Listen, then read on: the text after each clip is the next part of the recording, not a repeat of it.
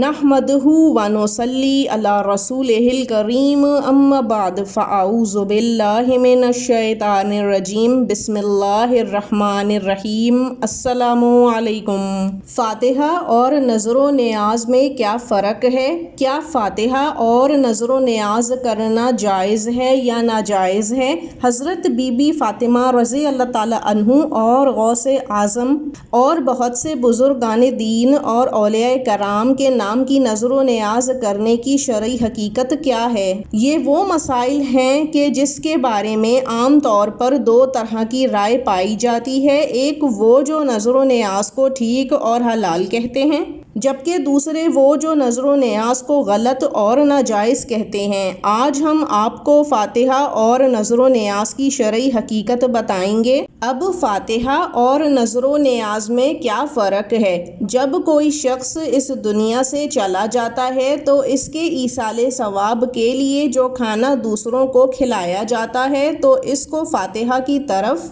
منسوب کر دیا جاتا ہے، جبکہ کسی خاص شخصیت، چاہے وہ حضور اکرم صلی اللہ علیہ وآلہ وسلم ہو، بی بی فاطمہ رضی اللہ تعالی عنہ، غوث پاک یا پھر کوئی بھی اصحابہ کرام، بزرگان دین یا اولیاء کرام ہوں، جب ان کے لیے ایصال ثواب کیا جاتا ہے اور کھانا وغیرہ کھلایا جاتا ہے تو اس کو نذر و نیاز کہا جاتا ہے، کیونکہ یہ اللہ تعالیٰ کے پیارے بندوں کے لیے کیا جاتا ہے تو احتراماً اس کو نذر و نیاز کی طرف منسوب کر دیا جاتا ہے۔ اب یہاں پر اصل معاملہ نیت کا آتا ہے، جو کہ فاتحہ اور نذر و نیاز کو یا تو جائز کر دیتا ہے یا پھر مکمل طور پر ناجائز کر دیتا ہے۔ اگر تو نیت یہ ہے کہ جو بھی کھانا کھلایا جائے یا بانٹا جائے یہ خالصتاً اللہ تعالیٰ کی رضا کے لیے، اس کی خوشنودی کے لیے اللہ تعالیٰ کے نام پر بنایا اور کھلایا جائے، جس کا ثواب چاہے کسی عام شخص کو یعنی فاتحہ کی غرض سے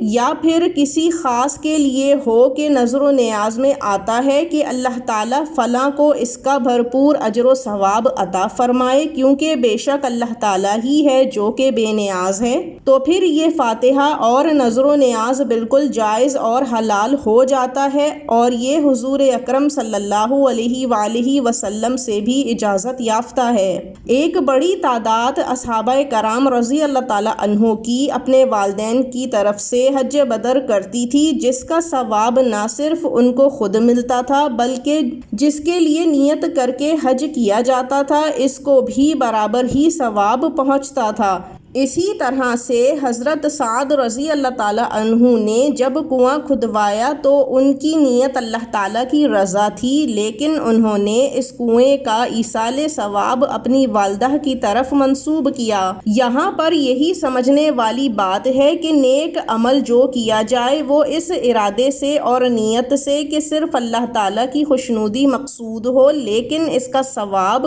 کسی کی طرف بھی منسوب کیا جا سکتا ہے، جیسے حضرت سعد رضی اللہ تعالی عنہ نے کیا، تو یہ شرعاً جائز ہے۔ یہاں پر یہ بات بھی ذہن میں رکھیں کہ ثواب اور ثواب جاریہ کو خود اسلام میں ترغیب دی گئی ہے، اور یہ پابندی بھی نہیں لگائی گئی کہ کس کو ثواب ارسال کیا جا سکتا ہے اور کس کو نہیں، پھر چاہے وہ کوئی بھی انسان ہو اور وہ کسی بھی عام یا خاص کو ایصال ثواب چاہے کھانا کھلانے کی صورت میں ہی کیوں نہ ہو کر سکتا ہے، کیونکہ جب مردوں کو ایصال ثواب پہنچتا ہے تو سونے کی تھال میں ان کے سامنے فرشتے اس نیک کام کو پیش کرتے ہیں اور مردہ خوش ہو جاتا ہے اور اس کی قبر نور سے منور ہو جاتی ہے۔ لیکن یہاں اس بات کا بھی خیال رکھنا ضروری ہے کہ جب بھی کھانا بنایا اور کھلایا جائے تو مستحقین کو کھلایا جائے، نہ کہ اپنے جیسے لوگوں کو دعوت کی صورت میں یہ فاتحہ یا نذر و نیاز کھلائی جائے، کیونکہ اس سے ایصال ثواب کا مقصد فوت ہو جاتا ہے، جبکہ اگر یہی فاتحہ اور نذر و نیاز اس نیت سے کی جائے کہ یہ جو کھانا بنایا اور کھلایا جا رہا ہے نعوذ باللہ اس سے فلاں خوش ہوگا، فلاں ہماری زندگی میں بہتری اور برکت ڈالے گا، فلاں ہم سے راضی ہوگا، استغفر اللہ، تو ایسی صورت میں فاتحہ اور نظر و نیاز بالکل ناجائز اور حرام ہو جاتی ہے، کیونکہ رضا صرف اللہ تعالیٰ ہی کی مقصود ہونی چاہیے، خلق اللہ کی نہیں، پھر چاہے وہ کوئی بھی ہو۔ سامعین گرامی، فاتحہ اور نظر و نیاز کی نیت میں بہت باریک لائن ہے جو کہ نیت کی ہے۔ اگر نیت صحیح ہوگی، خالصتاً اللہ تعالیٰ کی رضا کے لیے ہوگی تو وہی فاتحہ اور نظر و نیاز حلال ہوگی،